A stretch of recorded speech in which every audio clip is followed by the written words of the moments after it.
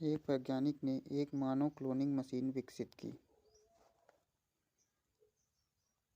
वह अपने प्रयोग को करने के लिए किसी की तलाश कर रहा था, इसलिए उसने एक बूढ़ी औरत को किडनैप कर लिया।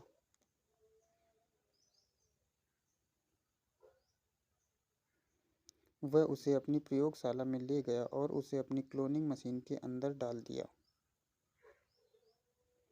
वैज्ञानिक ने तब महिला के बेटे को बुलाया और उसे अपनी मां को देखने के लिए अपनी प्रयोगशाला में आने के लिए कहा। वह आदमी लैब में पहुंचा, लेकिन 4 महिलाओं को अपनी मां की तरह ही देखा। क्या आप इन 4 महिलाओं को देख सकते हैं और यह पता लगा सकते हैं कि उस आदमी की मां कौन है? ए, बी, सी या डी? उस महिला के बाल भूरे थे, इसलिए वह उसकी मां है।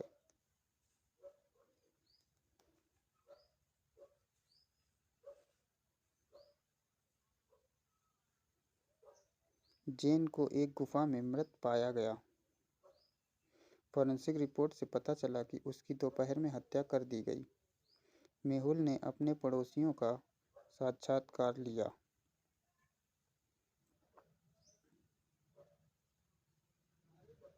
जॉम्बी टेड, मैं स्थानीय कैफे में दोपहर का भोजन कर रहा था। उनके तले हुए दिमाग बहुत टेस्टी हैं।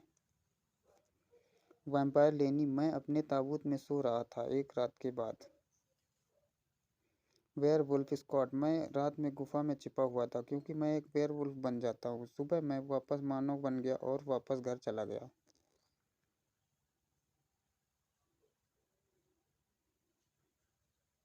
इनमें से किस जीव ने जेन को मार दिया है? टेड लेनी स्कॉट। जॉम्बी ने जेन का सिर खा लिया होता, पिशाच को धूप में जला दिया होगा।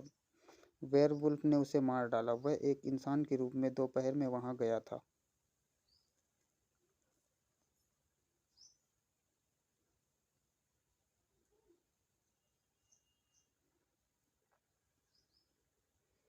छोटे लड़के सैम का अपहरण कर लिया गया था, लेकिन वह किसी तरह अपहरणकर्ता से भागने में सफल रहा। वह बहुत डर गया था और अपहरण के बारे में किसी से बात नहीं कर रहा था। डिटेक्टिव मेहुल ने उससे कुछ जानकारी प्राप्त करने की कोशिश की, लेकिन सैम ने चुप्पी बनाए रखी। इसके बजाय सैम ने मेहुल को उसके द्वारा बनाई गई एक पेंटिंग दिखाई, जबकि उसका किडनैप हुआ था। मेहुल ड्राइंग को ध्यान से देखता है और 3 संदिग्धों की पहचान करता है। नौकरानी, मैं सब्जियां लेने के लिए बाहर गई थी।